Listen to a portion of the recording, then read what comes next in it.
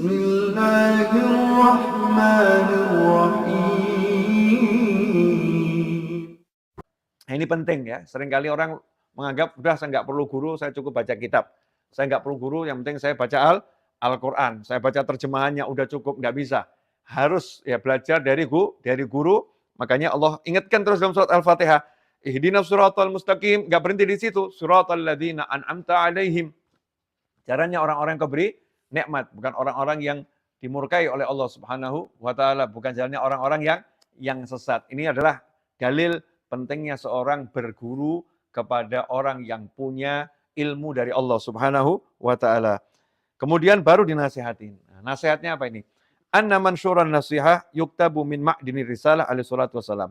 Sesungguhnya nasihat itu sudah dibentangkan secara keseluruhan dari sumbernya, yaitu baginda Muhammad SAW. Rasulullah SAW sudah menjelaskan segala yang kamu butuhkan. Semuanya sudah ada dalam sabda-sabda Nabi Muhammad Sallallahu Alaihi Wasallam. In kana qad balaghaka minhu nasihah. Kalau kamu sudah dapat nasihat dari Nabi Muhammad SAW, fa ayyu hajatin laka fi nasihati. Kenapa kamu masih butuh nasihatku lagi? Rasulullah udah nasihatin kok. Hadisnya sangat banyak ya, diriwayatkan dari guru ke guru, dari ulama ke ulama, sangat banyak. Kalau kamu udah dengar dari Nabi Muhammad SAW lewat para ulama tersebut, lantas mengapa kamu masih membutuhkan nasihatku lagi? Apa manfaatnya nasihatku dibandingkan nasihatnya Nabi Muhammad SAW? Wa ilam tablugka faqulli. Kalau ternyata sepanjang hidupmu sampai hari ini belum ada satu nasihat dari Nabi Muhammad SAW yang sampai kepadamu, maka coba sampaikan kepadaku, katakan padaku, selama ini bertahun-tahun kamu belajar, ini kamu dapat apa? Ya, bertahun-tahun belajar kamu dapat apa? Ini tawadhu'nya Imam Ghazali. Ya, tawadhu'nya Imam Ghazali di mana beliau mengatakan yang penting itu nasihatnya Nabi Muhammad sallallahu alaihi wasallam. Dan yang menjadi prinsip dan konsep Imam Ghazali dalam semua tulisannya, terutama Ihya Ulumuddin. Imam Ghazali dalam menulis Ihya Ulumuddin selalu menggunakan Al-Qur'an, hadis Nabi Muhammad SAW, kemudian menjelaskannya juga menggunakan hadis-hadis Nabi Muhammad SAW. Meskipun yang digunakan hadis yang dhaif semua dimasukkan tuh sama Imam Ghazali. Baru nanti ucapannya para ulama. Ya, baru nanti ucapan beliau. Kenapa begitu? Karena kalau ada ucapan Nabi, tentu ucapan Nabi Muhammad SAW lebih utama daripada ucapannya ulama. Sedhaif-dhaifnya hadis itu ucapan Nabi Muhammad SAW lebih utama daripada karangan kita. Lebih utama daripada kalimat-kalimat kita. Maka sungguh aneh kalau ada orang menyampingkan hadis yang dhaif, kemudian mengutamakan obrolannya, mengutamakan penjelasannya, mengutamakan kalamnya sendiri. Sementara hadis yang dhaif itu adalah ucapan, benar-benar ucapan Nabi Muhammad Sallallahu Alaihi Wasallam. Imam Ghazali rahimahullah mengajarkan agar kita mengutamakan dulu nih sabda-sabda Nabi Muhammad Sallallahu Alaihi Wasallam. Nah, kalau ternyata kamu belajar sekian tahun, kamu kok tidak ada satupun nasihatnya Rasulullah SAW yang nyampe kepadamu, kan ya aneh. Dapat apa kamu selama ini? Ini pertanyaan buat kita semua. Kita baca Al-Quran, kita baca hadis sampai umur sekarang, ada enggak yang nyantol tuh? Nasihatnya ada yang nyantol enggak? Contoh, ya an-nadhafatu minal iman. Ini sabda Nabi Muhammad SAW. Kebersihan bagian daripada iman. Nyantol enggak nasihat ini? Ya, nasihat ini nyantol enggak? Di diri kita nih loh, di tubuh kita. Coba kita lihat bagaimana tubuh kita masih kotor enggak? Tubuh kita ini bersih apa enggak? Ruangan kita kotor enggak? Ruangan kita bersih enggak? Kalau ternyata bertahun-tahun kita belajar, ini enggak nyantol ya. Dapatnya apa gitu? Ya dapatnya apa selama ini kita? Diajari oleh Nabi Muhammad SAW, an-nadhafatu minal iman. Tapi kok enggak nyantol? Nyantol. Rasul mengajarkan SAW, keberkahan umatku ada di pagi hari. Ternyata pagi enggak kita manfaatkan. Pagi justru kita tidur dan lain sebagainya. Maka nasihat siapa lagi yang mau kita turuti? Kalau nasihat Nabi Muhammad SAW nggak bisa menjadi cambuk buat kita, nggak bisa kita jadikan suatu panduan ya. Terus dapatnya apa? Kalau kita mengutamakan nasihatnya manusia, tapi nasihatnya Rasulullah SAW kok tidak kita jadikan nasihat yang paling utama. Kadang-kadang kita mengutamakan nasihatnya pakar-pakar, tapi kita menyampaikan nasihatnya Nabi Muhammad SAW. Sebaik-baik nasihat adalah kalamullah, dan setelah itu adalah kalamnya Nabi Muhammad SAW, yang mana Rasul tidak pernah berbicara melainkan dari wahyunya Allah Subhanahu wa taala. Ayyuhal walad. Kemudian Imam Ghazali berkata, ayyuhal walad, duhai anakku, ya, duhai anakku, duhai sang anak. Jadi muridnya ini dipanggil sebagai anak. Memang murid terhadap guru itu anak terhadap orang tua. Karena itu dikatakan kemuliaan guru itu di atas kemuliaannya orang tua. Karena guru adalah pewaris para nabi. Sehingga derajatnya guru ini bagi seorang murid adalah di atas ya derajatnya orang tua. Memuliakan guru itu pahalanya lebih besar daripada memuliakan orang tua. Tapi jangan kemudian disalahartikan. Kalau begitu saya muliakan guru saya nggak perlu muliakan orang tua saya. Nggak ada. Nggak ada guru yang mengajarkan semacam itu. Guru akan mengajarkan muliakan orang tuamu, ya berbaktilah pada orang tuamu dan seterusnya. Ya itu yang namanya guru ya. Tapi yang bisa disebut guru bukan sekedar orang yang mengajarkan. Ya, guru yang membimbing, guru yang menjaga hati kita, guru yang mendoakan kita, guru yang betul-betul mengayomi kita. Guru dalam arti yang sebenarnya, bukan sekedar kata atau kalimat. Ayuhal walad min jumlati ma nasahabi Rasulullah sallallahu alaihi wasallam ummatahu qauluhu. Wahai anakku, di antara nasihat Nabi Muhammad SAW untuk umatnya adalah sabda beliau SAW, alamatu i'radillahi 'anil 'abdi, alamatu i'radillahi 'anil 'abdi istighaluhu bima la ya'ni. Naudzubillah min dzalik.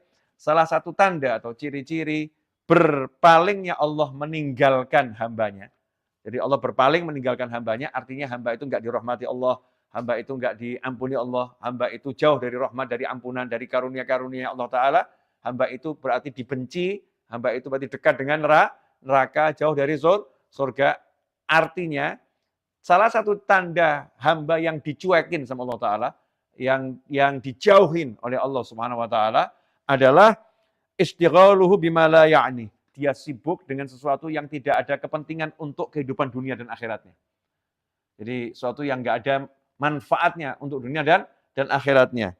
Ini adalah tanda-tanda hamba itu jauh ya dari Allah Subhanahu wa taala. Kita akan bahas insyaallah.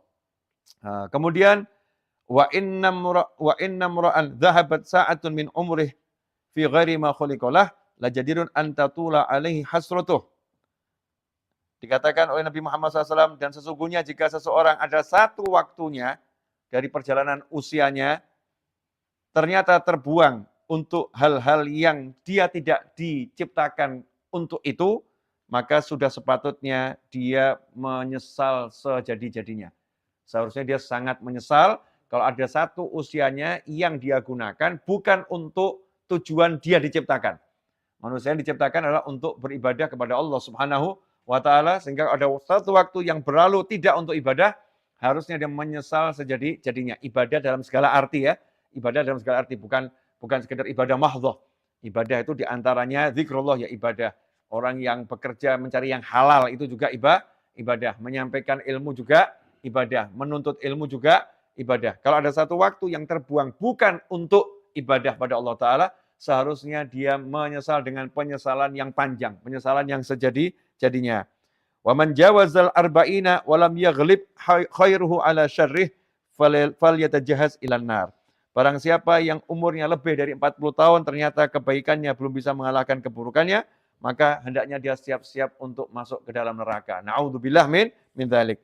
Wa fi hadhihi nasiha kifayatun li ahli ilm. Nasihat ini kata Imam Ghazali cukup untuk orang yang punya ilmu. Jadi 3 nasihat Nabi Muhammad SAW. Insya Allah kita akan bahas singkat. Ya, mudah-mudahan barokah manfaat. Yang pertama, tanda-tanda seseorang yang dia itu dijauhi Allah. Allah berpaling darinya. Dijauhi, kekasih aja enggak enak ya. Dijauhi sama, enggak usah kekasih. Manusia secara umum menjauhi kita. Kita enggak nyaman, enggak enak. Dikucilkan. Bayangkan kalau dikucilkan oleh Allah Ta'ala. Itu nanti hatinya akan sempit, sumpek, suntuk, hidupnya enggak akan enak. Ciri-cirinya apa? Dia sibuk dengan sesuatu yang enggak ada manfaatnya. Contoh, ya, ngomentari pakaiannya orang. Sibuk. Orang itu ya, kok sukanya pakai baju warna hijau, pakai baju warna biru. Kenapa enggak pakai baju warna kuning ya? Kenapa enggak pakai baju warna ini? Kenapa dia begitu? Ini hadza, apa ini? Ini omongan-omongan yang enggak ada manfaatnya. Ya, komentar-komentar yang tidak penting dalam kehidupan dunia maupun kehidupan akhirat. Atau misalnya, nih ada orang update status. Ya, update status. kita lihat statusnya kemudian ngomentari. Apa? Pasang status kok cuman kayak gitu. Wah, status ndak mutu ini. Jadi hidupnya ngomentari kehidupan orang lain. Manfaatnya apa? Manfaatnya apa? Ini yang semacam ini, itu ciri orang yang Allah sedang menjauhi dia. Dijauhi Allah. Jadi kalau kita mau tahu kita ini dijauhi Allah atau tidak, jawabannya lihat kesibukan kita. Kalau kesibukan kita ini manfaat dunia akhirat, berarti Allah dekat sama kita. Kalau kesibukan kita ternyata ngurusin orang, kesibukan kita ini urusannya orang lain, tidak ada manfaatnya, atau tentang diri kita sih yang nggak ada manfaatnya, dunia akhirat, berarti na'udzubillah min dzalik, kita lagi dijauhi Allah. Jauh dari rahmatnya, jauh dari ampunannya, na'udzubillah min dzalik. Tapi kalau kesibukan kita adalah sibuk dengan yang kita diperintahkan sibuk terhadapnya oleh Allah Ta'ala. Misalnya sibuk sholat, sibuk zikir, sibuk mikirkan dosa kita. Ya Allah ampun dosa saya, ya Allah dosa saya banyak, astagfirullah, sedekah, amal soleh, apapun untuk minta ampunan terhadap dirinya. Ini berarti kita lagi didekati oleh Allah Subhanahu wa Ta'ala. Apalagi kita sibuk mikirkan sikapnya orang lain. Kenapa ya dia kok mukanya begitu sama saya ya? Kenapa dia? Kenapa dia? Jangan pernah mikirkan kenapa dia. Pikirkan, aku harusnya bagaimana? Aku harus senyum sama orang. Aku harus maafkan orang. Aku harus merendahkan diri. Aku. Jangan kenapa dia, kenapa kamu, kenapa dia, kenapa kamu, kenapa dia, kenapa kamu, kenapa mereka. Ini ucapan orang yang sombong. Orang yang sombong yang lupa terhadap dirinya dan hanya mengingat minta diagungkan, minta dimuliakan. Itu ciri-ciri orang yang dijauhi oleh Allah Subhanahu wa Ta'ala. I'rad anhu, Allah berpaling darinya. Allah melengos ya, nggak mau lihat dia lagi. Allah nggak mau dekat ya, walaupun Allah Maha dekat, tapi artinya apa? Rahmatnya Allah, ampunannya Allah, karunianya Allah, sayangnya Allah menjauhi semuanya. Termasuk akhirnya para malaikat rahmah menjauhi dia, malaikat rahmat jauhi dia, hamba-hamba yang soleh menjauhi dia, arwah kaum saleh menjauhi dia. Sehingga yang dekat siapa? Syayatin, setan-setan dekat. Sehingga pikiran-pikiran di kepalanya, pikiran yang jelek, pikiran yang buruk akan berdatangan terus. Ya kenapa? Karena dia sendiri seperti itu. Makanya kalau kita pengen hati kita tenang, hati kita nggak buruk sangka, hati kita nggak ruwet, jangan pernah kita mikirkan orang lain dengan cara yang semacam itu, tapi kita pikirkan diri kita sendiri. Apa yang sudah kita lakukan hari ini? Sudah ngapain saya? Udah sholawat berapa kali? Udah istighfar berapa kali? Sudah sedekah berapa banyak? Siapa saja yang sudah saya beri senyum? Sudahkah saya melakukan ini, dan lain sebagainya?